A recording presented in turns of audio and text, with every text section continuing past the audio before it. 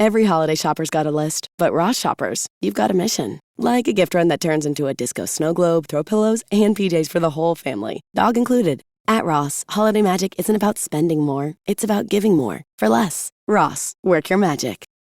This episode is brought to you by Netflix. Global superstar and comedy sensation Kevin Hart returns for his 5th Netflix special, Acting My Age. I'm not the same man that I used to be. I go down the stairs sideways. Go ahead, you in a rush? Go around. With a fresh perspective on life, family, and getting older. Older you get, the less you can have. Is it sesame seeds on that bun? Get it out of here. Kevin's bringing his signature high-energy humor and physical comedy in a true return to his stand-up origins. Watch Kevin Hart, Acting My Age, now streaming only on Netflix.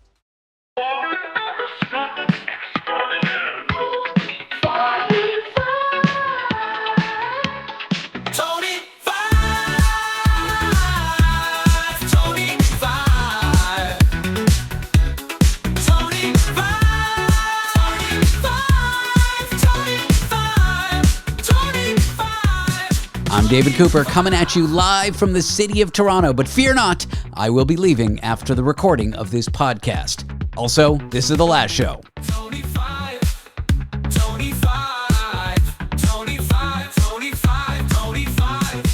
We are here with a correspondent most foreign from the United Kingdom. I'm visiting my hometown of Toronto. I'm here with Tony Five from London, England. We have been enjoying the snow. Hello, David. It is I, Tony Five, foreign correspondent here. 48 hours in Toronto. I feel like a Torovian. Torovian. Absolutely. I am craving poutine. I am loving holding doors for people. The snow is the most wonderful feeling in the world for me. I don't feel the cold anymore, and I'm not close to saying but I'm nearly there. I don't know if it's a pipe dream or something that you'd ever consider, but moving here? Is that... You mentioned it. I'm like, that's quite a thing. I know. I'm probably having a tourist fantasy. Yeah. Which I get to a lot of places. I travel a lot and I see the most amazing things of the places. And I have to keep reminding you not to hold me to that. I guess wherever I go, I kind of love it here. I shouldn't file your immigration forms because you say over the course of 1 minute, I might like to live here. Correct. Yeah. You should hold that back a little bit. But I do love it here. From what I've seen, I'll caveat that. I like the people. I like the location. In what ways is it like different than the UK here? So I'm comparing a kind of like the downtown and the suburban areas where we're staying to the downtown, essentially the West End of London, and to the areas where I live. I find the pace quite nice. I find, like for example, it's like silly things when we go into coffee shops. There's so many people just sitting there and working away. It's not something that's a big thing in the suburban areas of London. In the city, definitely. These high-tech people who are doing all their stuff. It's beep, pretty boop, cool. Beep, boop, beep, boop, beep. I'm from Google. Yeah, like the googly people. But like just regular people, sort of, I stuck my nose over and was looking at kind of what they were doing, on their MacBooks. And most of it was just Yahoo. My favorite thing was today, earlier, we were walking around Toronto, and I'm like, have you ever been to a dollar store? And you're like, no. And then we walk in, and then you're like, oh, this is just a pound store. Yeah, that was fantastic. Absolutely. I was sort of blown away by like Dollarama, and it's like huge and very Canadian or American. It's massive.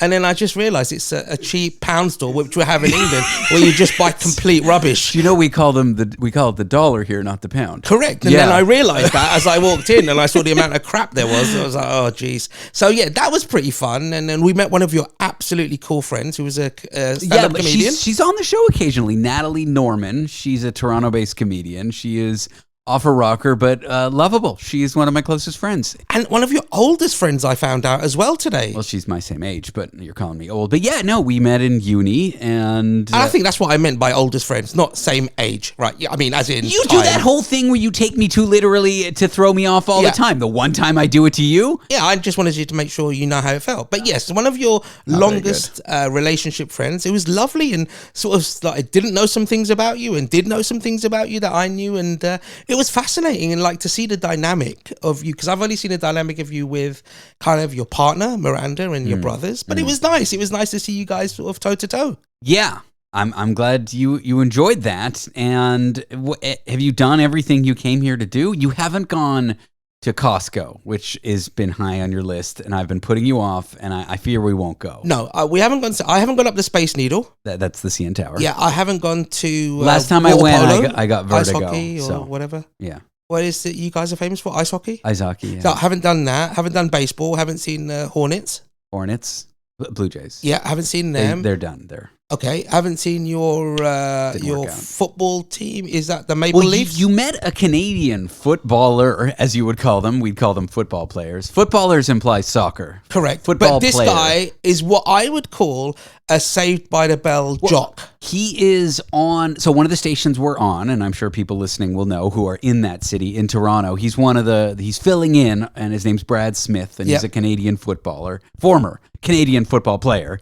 And you met him, and so you got to meet a football player. That's something. Oh, he was cool. He had the thickest neck possible. Yeah. And he is like Brad. So if I had to carbon copy make somebody who I would imagine was like a Canadian American football jock or Canadian football jock, it would be him. He was like really good looking, bright white teeth, really crew cut haircut. Mm-hmm. You know, when he cuddled me, I felt one of my bones break. He was amazing. That means a hug in Canadian English. Oh, right. Sorry. We When he don't say hugged me- give us a cuddle implies like you're in bed snuggling. Oh, really? Okay. Yeah. So when I asked that person in McDonald's to give me a cuddle, it was inappropriate? Yeah, that was very inappropriate. Fine. So, yeah, he was really, really nice, really fun. It was a shame that we couldn't meet him up again, but he seems like fun. And yeah, there was some genuinely. I've been very lucky. The people that you know and the people that we interact with on the show are really, really nice. The average Canadian stranger. I've also noticed when you go into restaurants and cafes with us, you just say hello and goodbye to random people sitting around, which is Yes. very funny to me. Oh. It's so friendly. The average Canadian, are they more friendly than the average Brit? Okay, so this is the difference. I was thinking about that when you made a comment about that the other day. When they make eye contact with me and I make eye contact with them, I feel an English compulsion to say hi or bye or how are you? And that's why I do it. So I notice when they don't make eye contact, and I guess when I walk in and I see someone, I go, hi, how are you? And I have to kind of maybe tone my voice like, how are you? Like, no, you're not being robbed type. How are you? Like, yeah, it's kind of like that. Is it because the worst thing that could ever happen to a British person is eye contact with a stranger? You can get 10 lashings from the king for that? Oh, absolutely. You get put in the Tower of London if you're not polite.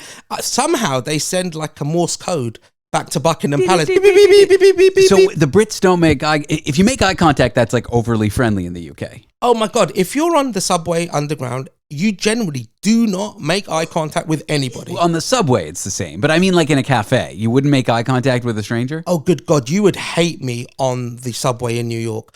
I talk to everybody I the know. way. I mean, I you know. could not. Yeah. You would fear for my life. So we have people like on the subway. About 3 days ago when I was in New York, there was a guy who walked on with all the carrier bags humanly possible he could carry.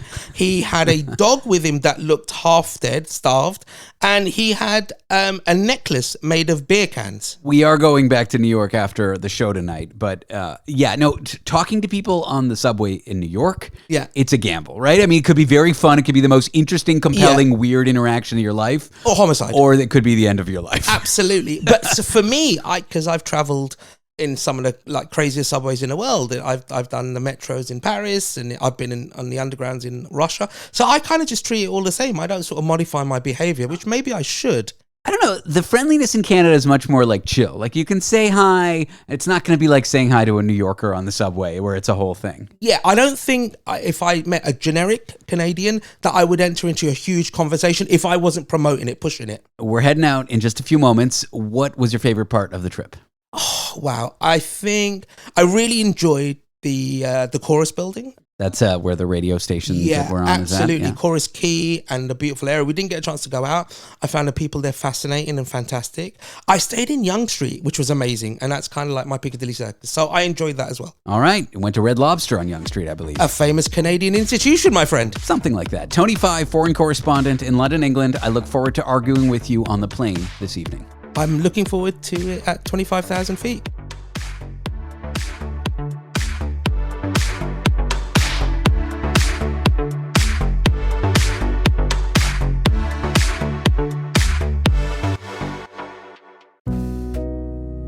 The world moves fast. Your workday? Even faster. Pitching products, drafting reports, analyzing data. Microsoft 365 Copilot is your AI assistant for work. Built into Word, Excel, PowerPoint, and other Microsoft 365 apps you use.